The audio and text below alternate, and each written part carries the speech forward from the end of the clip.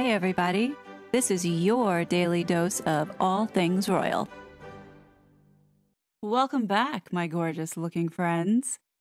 I didn't want to let you down, and we are here to finish off these blind items. So today we're going to be focusing on part 9, but before we get started, I must ask for a small favor. Please like this video, share it, and if you don't mind, hit subscribe and that notification bell because there are 2 more videos left in this series, and boy, is it good. So let's get into this. Picking back up, we are into June 16th, 2021, revealed on June 25th, 2021. More lies from the illiterate one. There was no video call to Grandma, and apparently she has done something to anger the one named permanent A+ lister because the A+ lister social media has barely a mention of the illiterate one and her husband. It used to be filled with mentions. So if you could take yourself back to last year of 2021, you remember in the month of March, the Harkles dropped the bomb with Oprah. Now, if you can take yourself back in time, immediately after this interview dropped, the media blew up and it was just a massive frenzy. Now, remember that in June, Meghan allegedly had her daughter, Lily Bucks. Now, at the time, Meghan had just got done calling the entire family racist, but then goes ahead and names her phantom child the Queen's sacred nickname, Lilibet. So this next level lunatic goes ahead to attack the family even further, especially when they just got done burying a beloved member of the family, and Prince Philip. She decides to name the child after the sacred name that only this beloved family member had been known to call his dear wife by this name. So when you look back and you see how malicious this woman was, and then on top of it, goes ahead to tell all her PR people to push out the story that they had this wonderful Zoom call with the Queen to introduce the next generation Lilibet. I believe that this was the breaking point for the Queen. This is where Meghan had overstepped her boundaries, and now the family has made a decision to push back with sort of bending that never complain, never explain mantra by now telling the truth and refuting some of the very damaging things that Meghan Markle has been saying and doing out in the media through her PR.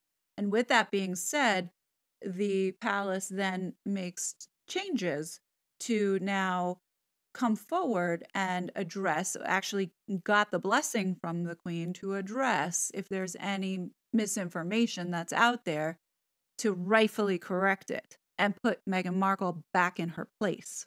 Now, the second piece to this blind item about Oprah sort of distancing herself, which it was noticeable that she didn't tweet about the Harkles, nor did she come to their defense. The blowback was so bad on Oprah that she had lost money because of this setup to where she would be licensing to other people who want to show this interview. She couldn't offer it anymore, and potentially she had to give back a lot of money.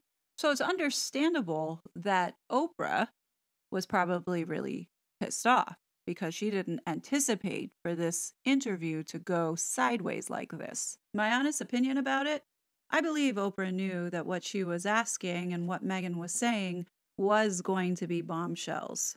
I believe that Oprah thought that the country, being as divided as it is and how charged we are with some of these social issues, especially around the whole Black Lives Matter, she believed that the country was going to be in favor of Meghan versus being in favor of the royal family. And boy, did she get smacked upside the head when everybody came forward calling out the bullshit. It appears to me that the reason why Oprah Winfrey appeared to be distancing herself from the Harkles by stopping and not mentioning or talking about the interview and actually pulling it off the web was because Oprah herself was also in a crisis reputation brand management. And I would have to believe that her PR team probably advised for her not to be in contact or not to fuel the fire, but just distance herself from the whole entire debacle. And that would explain most likely the reason why Oprah's people have been working with Meghan Markle on her podcast and possibly other projects, as well as after the Queen had passed. Oprah now comes forward and comes out to try and show to everybody that there is no friction or beef between her and Harry and Meghan.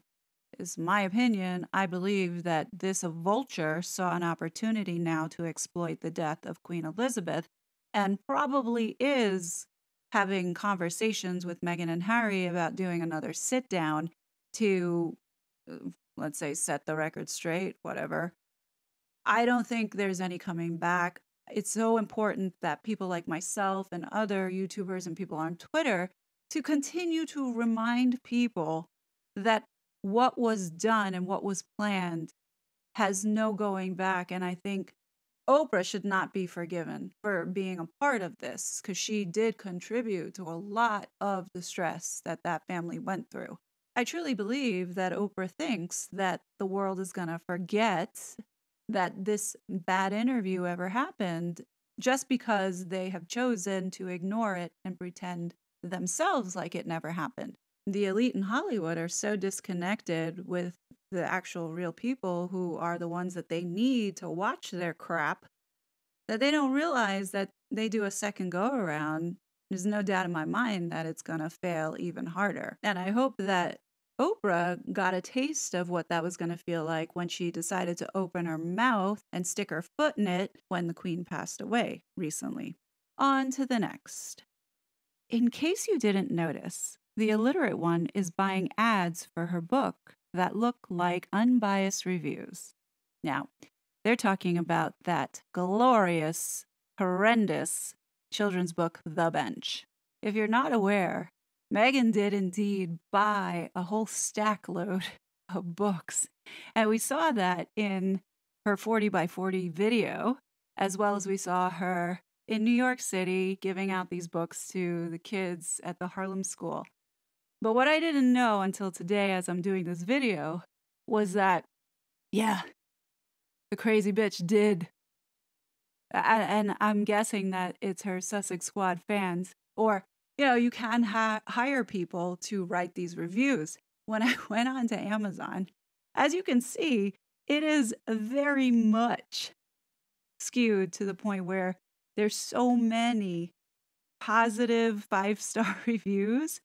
But I'll show you, we're going to look a bit deeper into it so you can understand how, oh my God, how pathetic and how sad it is that she had to do this in order to paint this false narrative and facade that the book was actually selling, but it wasn't. So let me show you.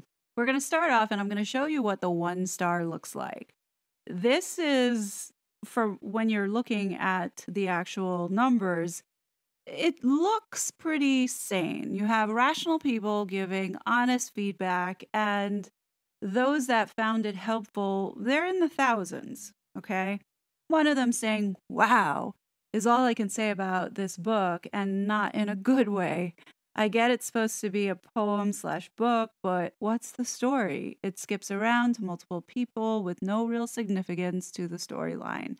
Then it shows what I assume is supposed to be her husband and her son in the back of the book, him coming out from the tour in the military.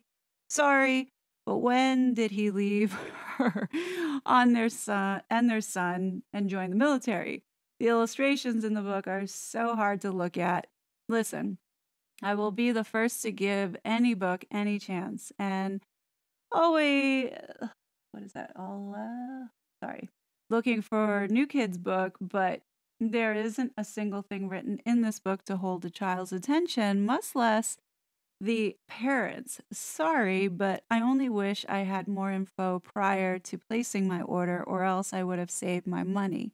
Megan, don't waste your time trying to write again, and I will most certainly save my money next time as well. Disappointed, right? So, as you can see, 1,293 people found this helpful. Okay, so now let's look at the 5 stars. And these are allegedly the people that Megan paid to write these reviews and post. We're now going to take a look at the top comment that was posted. Now, keep in mind that The Bench was published on June 8th, 2021. If you'll notice here that the top post was published on June 8th, 2021. Just keep that in the back of your head as you listen to the absurdity of what was written. Terry C. says, reviewed on June 8th, 2021. Seconds before I laid my eyes on the Duchess's book, my eyes were on fire. In fact, I went to sleep and woke up with my eyes on fire. Why? Because here I am today writing yet another countless expose on countless predators whose victims I snatched from their jaws and their retaliation. All the while thinking, I'm 65. I've been doing this for 40 years. Am I not getting too old for this yet? Then I heard a box drop on my front doorstep. I already knew. It was the Duchess's book.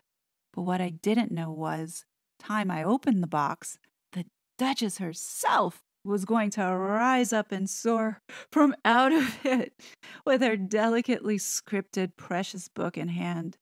That has never happened to me before with just a delivery. Only for the Duchess to take me by the hand, lead me into my living room, pour a cup of hot herbal tea for me, then arm around my shoulder, tenderly leaf through one page at a time, as she lovingly explains her heart's choice of each touching illustration, while wiping tears of joy from my eyes, as the pain in my heart from decades of being stalked melted. Even my eyes stopped burning. Okay, let's pause for a second. Does this writer want us to believe that Megan was delivered in a box to give this book to her and then come inside and sit with her with her arm around her shoulder to read this book to her? What the Sorry. This is just comedy gold, but let me continue. Girlfriend, you just had a baby, Lilibet, I said. What in the world are you doing up here in my living room? Does Harry know you're out and about so soon? Is he okay with this? As she explains, it's all right. This is both our colleagues. What? As she continues to comfort me with the book. Sure enough, Harry and little Prince Archie are on my patio. Oh my God, what is this? Swinging from the tree swing that Harry created. Where did he get the tree swing from?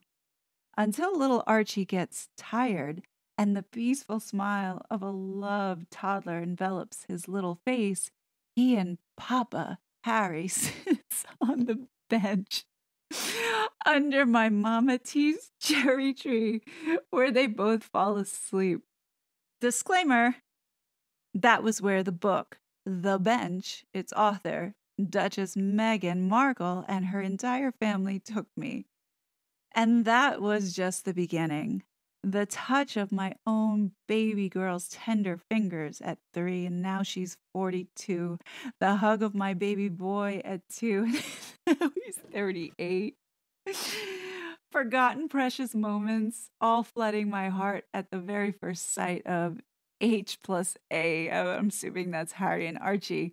The handwritten hidden treasure, Better than discovering a golden sticker in a Willy Wonka chocolate candy bar on the actual book hidden under the front jacket. All that. And I haven't even read it yet. What? You absolutely must have this healing power of love in your and your loved one's life. Just be ready for a soaring with a mother eagle, all of the thermals that your unique journey with it will rise you to. Just make sure you have some Kleenex ready for all the tears of joy that will flow freely simply because the bench is not just for kids. If you have ever been hurt and you have not been able to heal yet, this mother's love in the form of the written word, oh my Lord, will ignite and stir the embers in your heart, which you've never known such feeling before. The name of the book is The Bench. The name of the writer is Duchess Meghan Markle, the personification of excellence, whom this book has vindicated to be, instead of just another socialite, a universal social worker.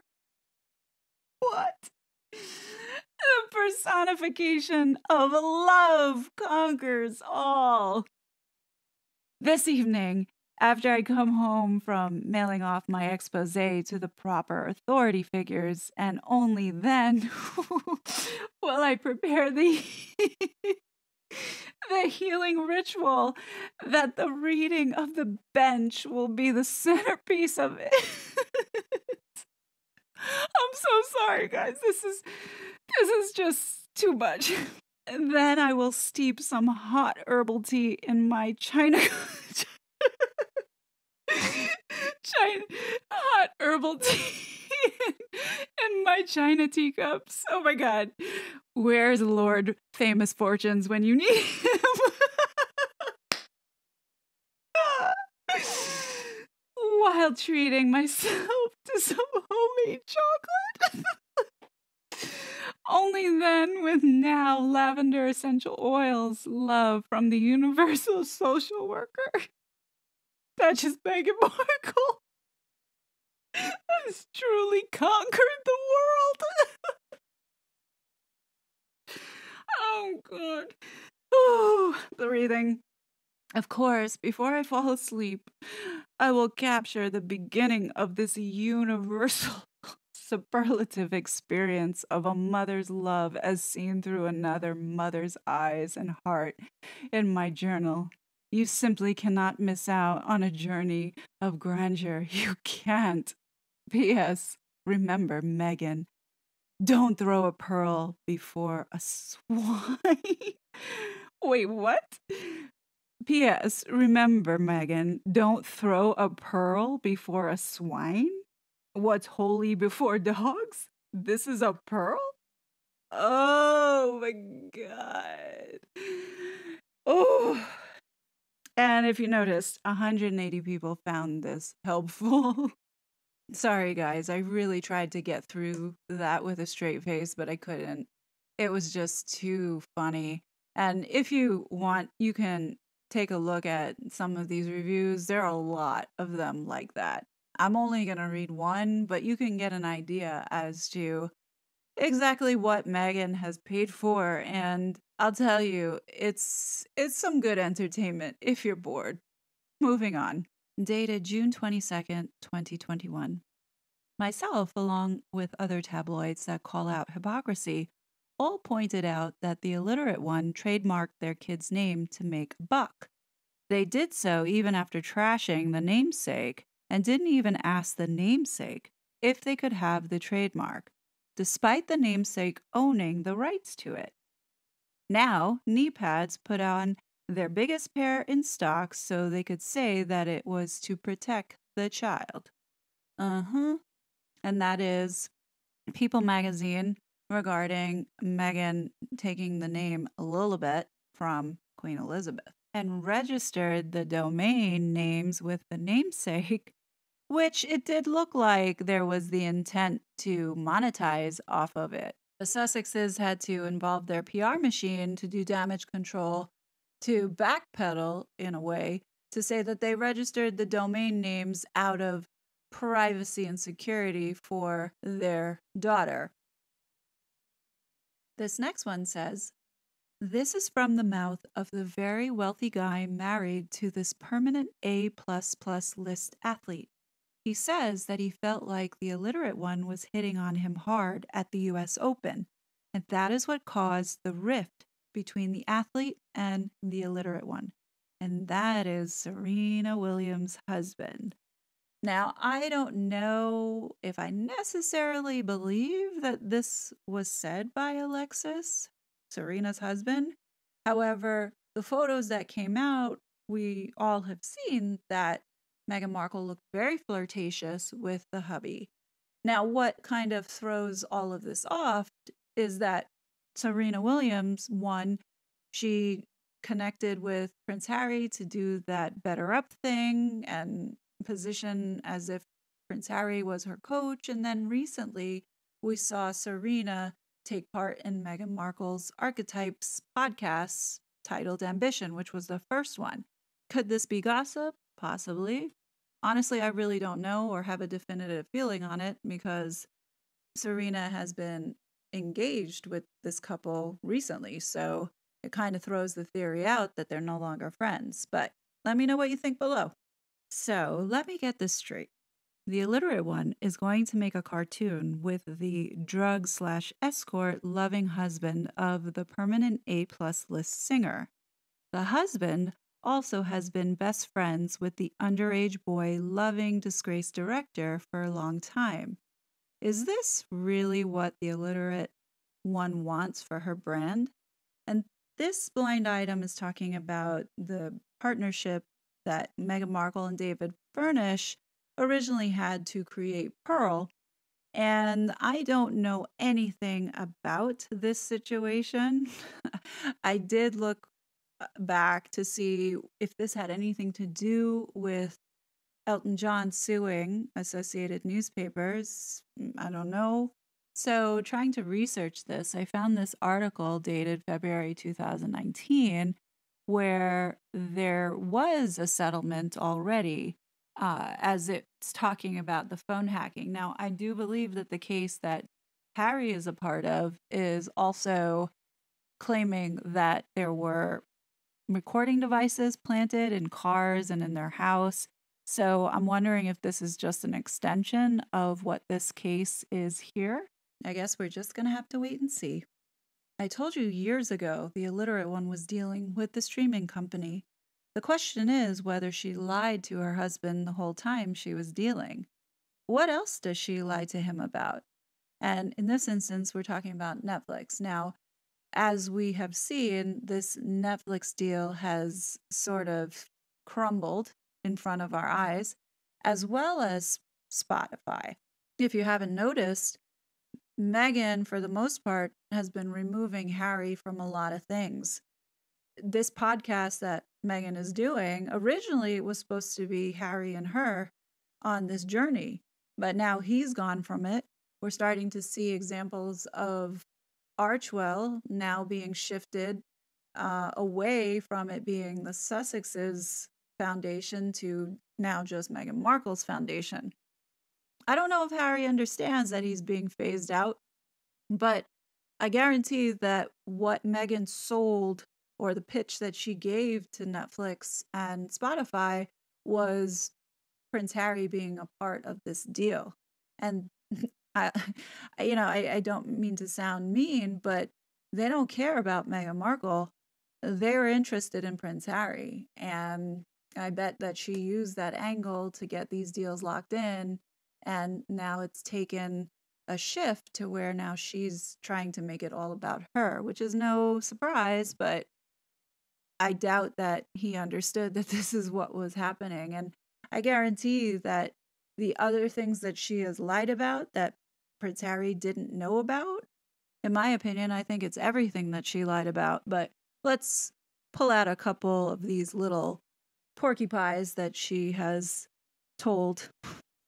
her father, I think, is one, and her family. I think that's a big lie that she told Prince Harry. Thanks to Tom Bauer, we all now know that her humanitarian work was all a facade. We can't forget that Meghan injected paranoia into Harry while he was away at the Sandringham summit and staged these paparazzi photos saying that she had been stalked by people wanting to get her picture. Meanwhile, she's looking like a Cheshire cat as if she ate the canary. Oh, and there's no doubt that she medically gaslit Harry into thinking that she had mental issues and that she was going to take her unborn child. Let's not forget that. Do I believe that she was serious about that? Hell no. We know that there's many more lies and many more lies to come. I'd be here all day with this video if I had to list it all. I love this next one. It says, the illiterate one found out she wasn't as high in the pecking order as she thought. She thought she was best buddies with the former A++ lister. Nope. Oh, and all those people she wants to invite to her life event are going to be busy celebrating with the former A++ lister. And that they're referencing to Obama's 60th birthday. It's interesting that Meghan's birthday is on the same day as his. So when she turned 40, he turned 60. And her milestone birthday was kind of pushed to the side as everybody was talking about Obama's birthday. And that was the party to be at. And to reinforce that message that Meghan is not even on the list in a pecking order is this upcoming event with Michelle Obama on November 15th, where all the usual suspects that Meghan has been trying to get cozy up to are invited to this little shindig. And look who's not on there. I'm sure that this was a definite burn. The illiterate one invited this A+ list, mostly movie actress, to her wedding. The actress said no because she didn't know the illiterate one. The illiterate one tried to get a deal done with the production company of the actress. The actress said no because the projects pitched were not interesting. While the illiterate one sees herself as some kind of media kingpin, our actress with a recent sale is pretty close to being a billionaire. And if y'all don't remember, that was Reese Witherspoon. Reese Witherspoon really did well for herself. She sold her production company called Hello Sunshine. And, to be honest, she is very low key and you don't hear her boasting out about in Hollywood. I'm sure Meghan Markle is jonesing to rub elbows with her and also work with her. But Reese Witherspoon is a smart girl for staying away because God only knows is that anything that Meghan Markle touches goes to crap. We don't want to do that to Reese Witherspoon because I genuinely believe that she is a down-to-earth person. Now, this next one makes me laugh. It says, the illiterate one only will attend an award ceremony if she is guaranteed a win in some category, whether it is real or honorary. And I don't know if you guys remember at the time, this was like the most absurd thing when I heard it, but that Oprah interview, aka Bashing the Family, was nominated for an Emmy. And I can only imagine Meghan thinking, oh, I need to get this dress. This is how I'm going to walk into the Emmys. And sure enough, she didn't even get invited. Thank goodness that it didn't win, but just the absurdity of it all, that garbage was nominated for an award. And the embarrassment of them not being invited caused their PR machine to go on this PR push of explaining why they can't make it to the award ceremony, actually putting out that they were, or essentially alluding to that they were invited. As they have done with many other events that they don't get invited to, they have some excuse to sort of smooth over the ego for being ousted out of Hollywood. Now, for this one, I can't confirm if this was the case, but knowing Meghan Markle's behavior and her motivations, I believe it. And it says, the illiterate one only wrote a statement about the other side of the world after tons of pressure. If it doesn't make her money, she isn't interested. Now, this is talking about the Afghanistan war that broke out and them issuing this ridiculous statement as if they thought that they were somehow world leaders in this space. But what I don't understand is who exactly was pressuring them.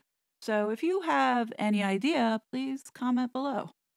This next one is dated August 25th, 2021. It says, "Don't believe the hype. The illiterate one wants nothing to do with her in laws and is not video chatting with them. The only way that would happen is if it were a secret recording to be used in a documentary to slam them. Quelle surprise." And it does explain this photo right here. The family knows that she cannot be trusted. The crazy thing is the illiterate one told her official mouthpiece lapdog reporter one name at first when it came to the racist royal family member, but a year later gave a different name. So yeah, it would have been nice for her to name the person on the special, if she can keep her story straight. And they're referencing Omid Scobie. You ever notice that Meghan has made Omid Scobie look like such a fool on many occasions? I think the biggest one yet was when Omid Scobie went to bat for her and did a witness statement for her court case saying that no, they did not collaborate on Finding Freedom. And then what does Meghan do? She turns around and then says, yeah, I did collaborate with the authors. I mean, she has made Omid look really stupid over and over again. But you know what? He deserves it. Now, this next one is an example of one of the many PR blitzes that Meghan has had over the last couple of years in crisis management. And it says, "The illiterate one thinks by saying that the bullying investigation has been called off, that it really has. It hasn't. The results should be released just in time for her husband's book, which he hopes to get made into a movie. Because what the world needs is yet another show/movie about his mother." Now, this one's actually really funny. Meghan did go out on a blitz, as you can see here, by telling the world that the people who put the bullying claims have rescinded them, which was not true. But what blew up this plan, which I don't think anybody saw coming, was the fact that the palace was not going to release the report. Let's hope Harry does not take his book and turn it into a movie because, it's right. Like, I don't think I can handle another Diana movie. Now, this next one came as a surprise to me, and it says, "The Botox getting hair colored reporter mouthpiece for the illiterate one forgot to mention a great story in his book or update about how the illiterate one raged for days after being told she wouldn't be getting an engagement ring worth mid six figures made from a piece of jewelry her deceased mother-in-law once wore. Instead, she got something basic. Apparently, she berated her now husband for not standing up for her and having the piece made." Now, this is about the Diana Emerald headband that was the Queen Mother's. And I believe that Meghan started seeding these stories out into the public to, in some way, persuade or push the hand of Harry to take this piece of jewelry and dismantle it for her. And this piece of jewelry didn't even belong to Diana. It actually belonged to Queen Mary. So I am sure that Meghan was pretty pissed off that Harry couldn't finagle this one. And it's almost a given that she's not satisfied with the ring that she has now because she's already altered it. Now, this next one doesn't surprise me at all. It says, "The illiterate one really wants her husband to sandbag his grandmother with a secret camera interview." I'm not shocked to see this. It's most likely the reason why the family does not have Zoom calls, for they know that this is what their intention would be. So I learned something new today with this blind item. It says, "No, the illiterate one was not invited to the Met Gala no matter how much she might want to leak otherwise. She will never be invited as long as the current editor is in place. she likes the title presented to her by the Queen. And that they're referencing to is Anna Wintour. Now, what I didn't know, and that I found out today, that Anna Wintour was officially given Dame Commander as a title by the Queen in 2017. So she's right to not invite Meghan and Harry ever to this gala. This next one dated September 17th, 2021. The illiterate one wore a yachting present and didn't have a cover story for it, so now is scrambling. Do you guys know what they're talking about? I initially thought it was that stupid Panama white hat, but no, it was this. Remember when the Harkles allegedly bought this award to be featured on the cover of Time magazine? Meghan wore an obscene amount of jewelry, but one piece stuck out to many, and that was the pinky ring that she wore and where that diamond came from. So this blood diamond came from allegedly Saudi Arabia, and it was estimated to be worth about $62,000. And what's interesting about this is apparently Lorraine Schwartz was given a few of these diamonds, to which she had set them in earrings and she set them in this pinky ring. So you got to wonder, we know that she received those earrings, well, not these particular earrings, but earrings from the Saudis as a wedding gift that she wore. And we all know the history of those blood diamonds. Now the question becomes, why is Harry okay with another man who has been giving diamonds or has give diamonds to his wife? What is going on there? And that does concern me if there is some nefarious things going on, especially around security. And getting back that IPP status to which he will have access to Scotland Yard, who has access to a certain software that was used by the Saudis in order to do what they did to that journalist. Now, I'm not going to talk about that here. I might do another video separately. That is something that is very real, and I could see Meghan Markle going down that path, especially if she's thinking about getting into politics. Good timing on this next blind item. It says, the illiterate one has quite the little grift going on. She finds charities that are thriving, even if not well known.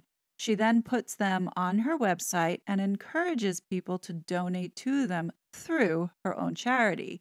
She then not only takes a cut of the donation for processing, but also can make it look like she is the largest donor to whatever charity because they all come from her.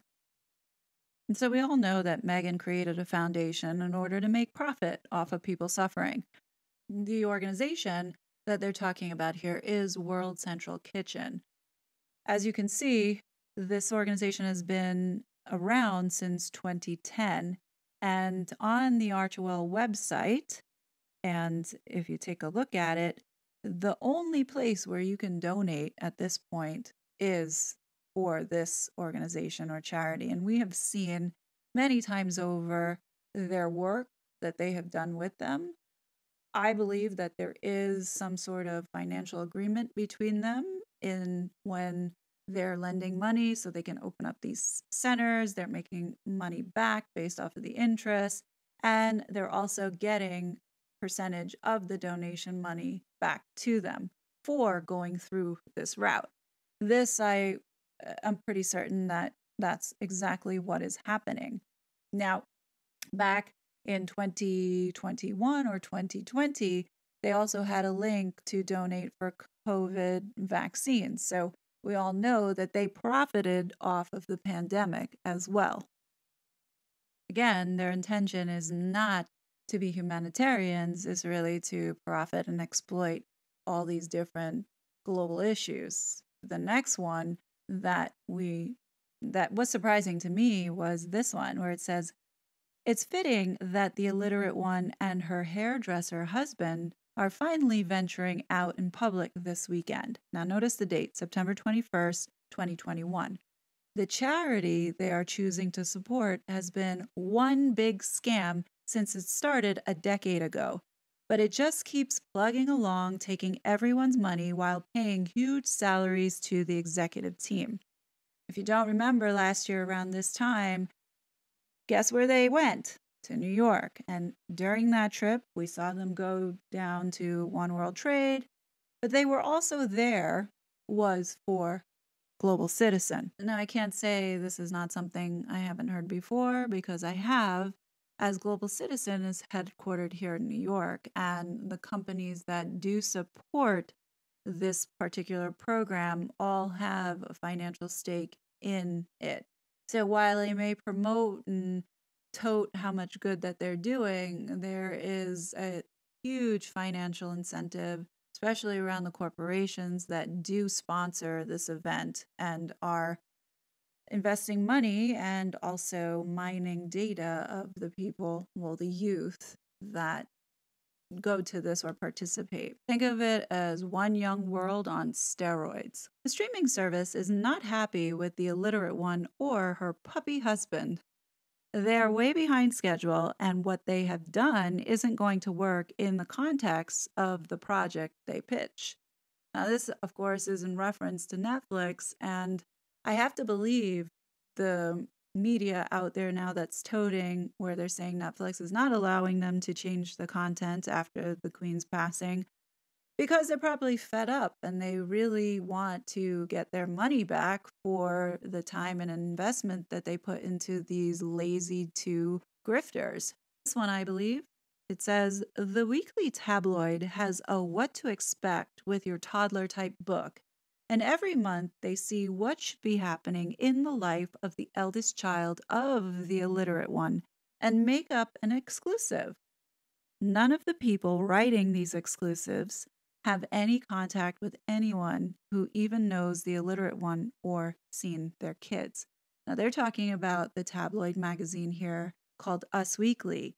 And they mention Archie. And when I did research which issue this came out of, I don't know if this is necessarily correct, but this week or the October 8th issue had a feature around Lilibet. So I'm not sure if they made a mistake with this one, but it did have this flowery puff piece around the development of these kids. Now it's interesting that it says that no one knows them or have seen them. So these writers are making up stories and fabricating it because I'm sure this couple is paying these magazines, which has me thinking that Cut article that was done in August where this woman went to go interview Meghan Markle, do we believe that she saw these children? After reading this, I don't. Now, this next one makes a lot of sense. It says, the illiterate one and the A++ lister for California had a one-on-one conversation this week about her political aspirations. And that they're talking about is Gavin Newsom. What's interesting, if you notice the date, it says October 21st, 2021. Well, what happened the day before that? Well, was Meghan's letter to the Speaker of the House and Majority Leader reminiscing about her Sizzler salad bar days and pitching paid family leave. I believe if this meeting did happen, I believe that there was some coaching and influence for this to be positioned and pushed out. Now, this next one is a little confusing, and I'm not sure if the blind gossip is wrong, but it says, don't believe the hype. The offspring of the illiterate one were not eligible to receive the titles recently given. There was no turning anything down. And what that is in reference to, Andrew Morton wrote his book and disclosed that the Earl of Dumbarton for Archie was given and Meghan turned it down because she didn't want him to be bullied. You know, when I think about it, does anyone really know if the Queen definitely gave the Earl of Dumbarton to Archie? Or was this something that we heard through the grapevine, which was planted by Meghan Markle as misinformation, but to position her narrative of Archie not getting the prince title. Let me know, because now that when I think about this, Andrew Morton is a pro-Sussex autobiographer, and he does write very flattering. Well, I would say he's a Sussex sympathizer. I wouldn't quite call him a sugar, but definitely one who is very cautious in his writing and at times very complimentary. Now, I think this next blind item was a little late to the game, and this is dated November 11th, 2021. It says, "Giving knives as a gift is bad luck. To which royal did the illiterate one give a knife as a Christmas present?" Now, this happened in 2019, and it was reported in 2020 or early 2020. So I'm not sure if there was another knife that Meghan gave, but if you know, let me know. This cable show could never get any of its stars on the one named host talk show. I guess that changed with the illiterate one. I wonder if she would like to be the replacement for the host. You would think you would want to meet the host considered the nicest and not the one that bullies her staff. Oh, wait. Two birds of a feather and all that. Probably hit up James Corden, the a-hole, next. Oh, wait. Her husband already did that. Ouch. So they're talking about Suits, indicating that no one from Suits Ellen ever had on her show. And you would think that Meghan would have wanted to meet Kelly Clarkson first, as she is going to be the replacement for Ellen's time slot. But in hindsight, Kelly dodged a bullet, because if you look at the four of them, James Corden's canceled, Ellen's canceled, Meghan's out, Harry's ousted. So yeah, like attracts like, and Kelly is not like them. We're going to finish this video and end on this blind item where it says, it's dated November 17th, 2021. "Speaking of the illiterate one, when she and the ginger one do finally get divorced, do you think he will resent her for not getting to see his grandmother before she dies? He wants to go, so there's only one person who could say no." And this was dated back since last year, November. If this is true, oh my gosh, the amount of animosity he must feel if his wife had deliberately kept him from seeing her, and now she's gone. It does say that he is guilt-stricken and full of sorrow and regret about not getting able to say goodbye. Now here I'm going to leave you with this final question. Do you believe that Harry is full of sorrow? Because why I'm bringing this up is look at the publication. It's from Us Weekly. We know that they are pro-Sussex camp, and the person that fed this information is a source close to the Sussexes, aka Meghan. So what do you guys think? Do you believe it? Is he regretful and sorrowful, or is this just another narrative that they're painting to gain sympathy as the victims? All I know is that I think Harry is trapped in a relationship that is highly toxic and detrimental to his welfare, in my opinion. What do you guys think? Leave your thoughts below, and just want to give you a heads up that I have, I believe, maybe 1 or 2 more videos to get us all up current with these blind items.